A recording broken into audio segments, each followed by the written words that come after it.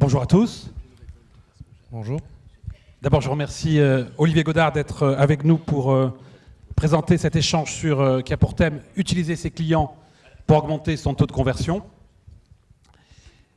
Je vais démarrer par une très brève présentation de WeBelong. Donc WeBelong, c'est une plateforme. Oui, d'abord, je me présente comme le disait Pierre. Effectivement, je suis le fondateur de WeBelong et son animateur. Donc WeBelong est une plateforme en SaaS dont la vocation est de transformer les bases clients des distributeurs et des marques en communautés produits. Donc cette transformation, elle est immédiate et nous, on travaille sur des communautés par produit ou par service.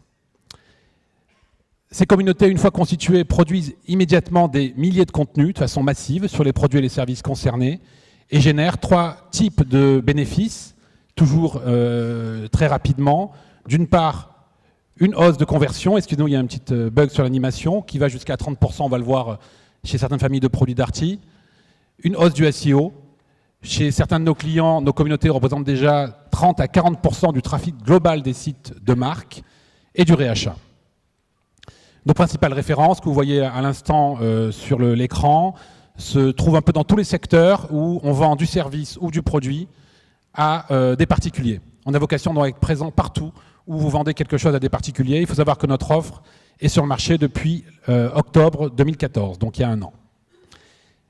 Je vais passer la parole à Olivier et je vais essayer d'abord nous présenter le parcours de Darty dans le digital.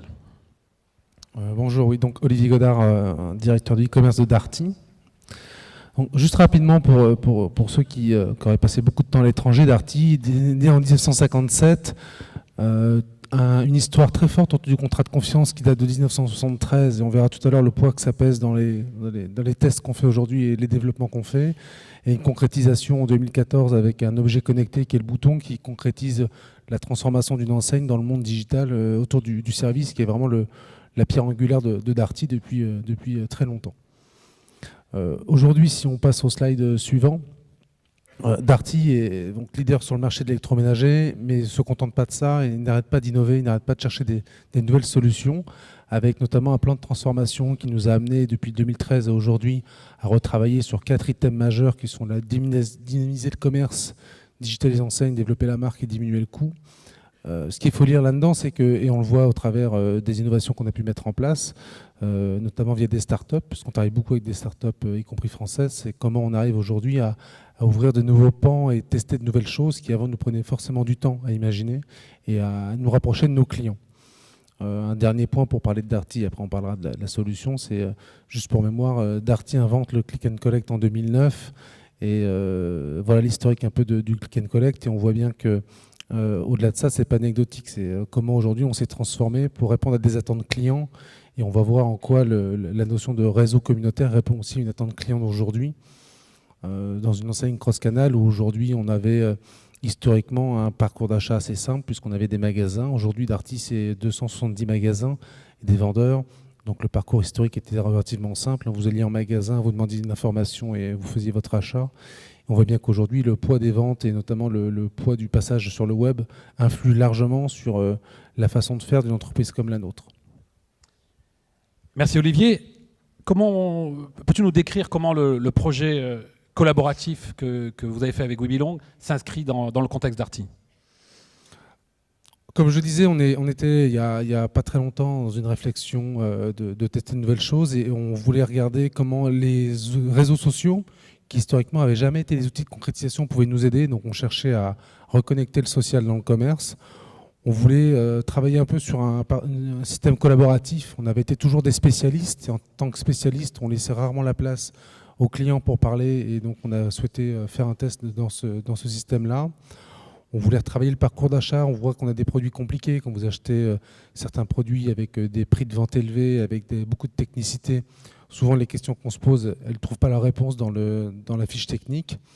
Et on voulait accompagner nos clients aussi après l'achat sur l'utilisation des produits et sur comment on pouvait mieux profiter des produits une fois qu'on les avait achetés. Donc concrètement, de quoi s'agit-il ? Donc en gros, sur le site de darty.com, vous avez un petit bouton qui apparaît, et en fonction du nombre d'avis qui ont été de conseils qui ont déjà été postés, vous avez un chiffre qui apparaît. Et quand le client clique sur ce lien, il y a une fenêtre qui s'ouvre. une fenêtre en intégration. Et le système est assez intéressant parce qu'en fait, il permet de poser n'importe quelle question à une communauté de personnes qui ont acheté ce produit-là. Donc là, on se parle d'un Nespresso KitchenAid.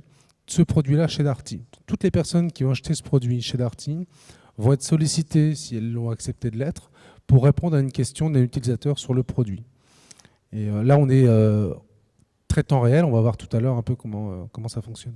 Oui, c'est ça l'originalité du système, c'est que chez Darty, désormais, quand je veux acheter un produit, pour être certain qu'il convient, qu'il correspond à un besoin, je peux désormais interroger tous les utilisateurs, tous les propriétaires qui l'ont acheté chez Darty. Donc, c'est ça. En fait, on ne parle pas à un technicien, on parle à un utilisateur et du coup, on peut lui poser des questions qui ne sont pas des questions d'ordre technique, qui sont plutôt des questions sur ce que j'appelle la valeur d'usage. C'est est-ce que je peux vraiment faire ça avec? Est-ce que je peux vraiment le mettre à tel endroit? Est-ce que même ma mère saura s'en servir? Enfin, ça, c'est la question qu'on a le plus souvent. C'est est-ce que même ma mère saura s'en servir? Donc, on voit bien qu'on a des questions à laquelle un vendeur ne peut pas répondre. Voilà, donc on va regarder les résultats. Alors il y a un premier élément qui est important en termes de résultats, c'est qu'avec ce système-là, en gros, on écrit tous les clients de Darty sont membres de la communauté. Hein, c'est la totalité des clients de Darty.com qui sont présents dedans. Donc les résultats en termes d'engagement étaient évidemment, on les attendait avec impatience au début du test. Qu'est-ce que tu peux nous en dire, Olivier? Ce que je peux en dire, c'est que la première fois qu'on s'est vu, j'y croyais pas une seule seconde. Donc, je peux dire que j'étais plutôt dubitatif sur la capacité des gens à répondre bénévolement, de façon qualifiée, de façon intéressante, à des questions posées à des gens qu'ils connaissent pas, qu'ils n'ont jamais vu sur un produit qu'ils ont acheté.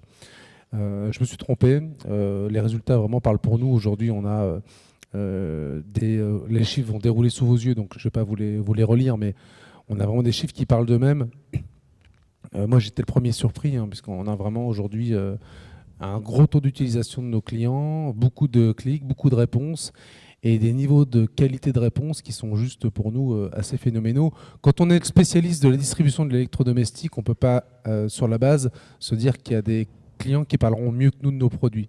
Et pourtant, c'est vrai, ils en parlent différemment, ils en parlent, j'ai envie de dire, avec, sans faire de mièvrerie, mais avec le cœur, parce que vraiment, ils parlent de la façon dont ils l'utilisent et pas de la fiche technique. Donc c'est un recette dont on est très fiers, nous, c'est que je crois que tu es le seul distributeur Darty au monde capable de mobiliser plus de 87% de sa clientèle en communauté.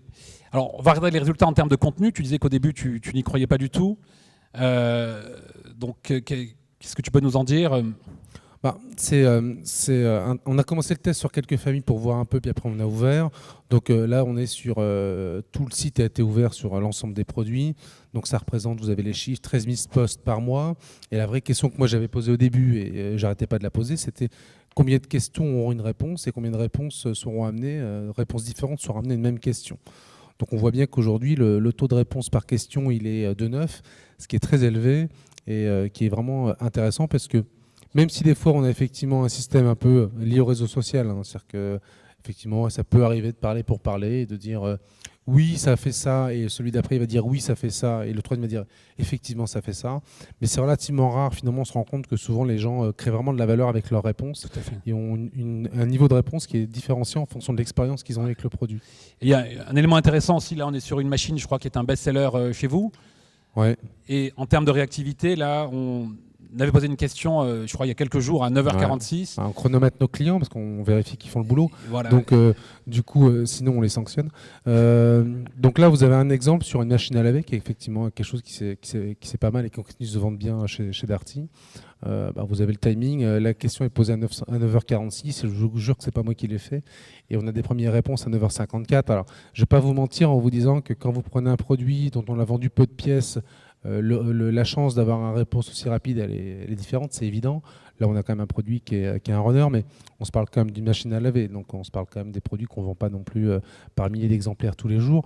Donc, on voit vraiment le niveau de réactivité de la solution et le niveau d'engagement de nos clients sur cette solution-là. Parce que là, donc, pour être soit clair pour nos spectateurs, notre audience, là, ce ne sont que des gens qui possèdent la machine qui répondent. On est d'accord ? Que des clients Darty. C'est ça, exactement. Ce sont que des clients Darty, c'est pas ouvert à l'extérieur. Ouais. Ce sont que des clients Darty, parce que ce sont les plus qualifiés pour répondre aux questions. Ce sont les clients Darty. Donc ce sont que les clients Darty qui peuvent répondre aux questions posées par des prospects. Et qui possèdent ce modèle précisément. Et qui possèdent ce modèle précisément, qui l'ont acheté. Voilà. Et donc, ils sont tous sollicités par email Voilà. à travers Donc, cette question-là. ceux qui le souhaitent peuvent se désabonner. Aujourd'hui, le taux de désabonnement, je crois qu'il est de 3%, il est très faible. Donc la plupart des gens restent dans la communauté et répondent aux questions. Tu parlais de contenu complexe, là on a une petite illustration, on ne va pas entrer dans le détail, hein, mais pour vous donner une mesure un peu du temps, vous voyez, bon, quelqu'un posait la question sur je cherche un lave-linge séchant, qu'est-ce que vous solide et rapide, est-ce que vous me le conseillez ? Et voilà, quelqu'un qui a dû recevoir ça peut-être dans le trafic ou dans la salle d'attente du médecin ou au bureau, je ne vais pas le dénoncer à son patron, mais il a rédigé tout ça de conseils pour répondre et pour rendre service. On a également une dimension d'ambassadeurs, puisque c'est assez facile de détecter les ambassadeurs désormais, puisque ce sont les gens qui répondent beaucoup et plutôt positivement sur vos produits. Donc c'est peu compliqué. Je précise que les photos, c'est pas des vrais gens, hein, c'est la pub Darty. Ils sont beaux, mais ils sont... C'est vrai, c'est vrai. Voilà, c'est Je corrobore. nos clients sublimés. Ouais, c'est vrai que c'est intéressant parce que du coup, on rêve à imaginer qu'on soit capable de récompenser quelque part nos clients les plus actifs et effectivement de les transformer en ambassadeurs. On sait à quel point c'est difficile de gérer une population ou une gestion d'ambassadeurs. Là, on a quand même un système qui se fait naturellement et qui reprend les systèmes des réseaux sociaux, qui est plutôt intéressant à regarder. J'en profite pour souligner un point que tu es en train de citer, c'est qu'il n'y a aucune incentive, aucune récompense. La seule récompense, c'est le plaisir de rendre service à d'autres consommateurs. C'est vraiment le plus dingue de l'histoire, c'est qu'en plus, on ne les paye pas pour faire ça. C'est incroyable. C'est incroyable. Mais ça va te donner des responsabilités aussi, parce qu'ils participent, il faudra encore les servir au meilleur niveau, mais comme Darty le fait déjà. C'est ça. Autre point important, l'émotionnel est très présent. Tu parlais, je me rappelle récemment d'une interview d'aspirationnel. On a un exemple avec un dialogue autour d'un four. Donc quelqu'un qui pose une question, conseillez-vous ce four à l'usage et vous voyez la réponse. Merci beaucoup à tous pour ces commentaires utiles. Je ne m'attendais pas à trouver une telle sollicitude, voire solidarité entre acheteurs. Recevez chacun mes remerciements chaleureux. Et c'est quelque chose qui a de la valeur, ça, pour Darty, cette empathie entre clients. Forcément, ça a de la valeur pour Darty parce qu'on voit bien que déjà le système fonctionne bien et que les réponses qu'on apporte, elles répondent à des questions que les clients se posent et de façon pratique. Et puis on voit bien aujourd'hui, ce système-là, il est complètement accepté par nos clients et que où nous, au départ, retailer, on a des problèmes métaphysiques sur oulala, est-ce que je dois le faire, pas le faire, est-ce que c'est bien ? Les clients, eux, se posent pas de questions. Pour eux, c'est juste la vie normale et c'est juste normal aujourd'hui qu'on le fasse pour eux. D'accord. Donc là, on était dans la partie, je dirais, empathique, émotionnelle. On va entrer dans le concret, la concrète, comme on dit dans ton métier. Ouais. Donc les résultats sur la conversion.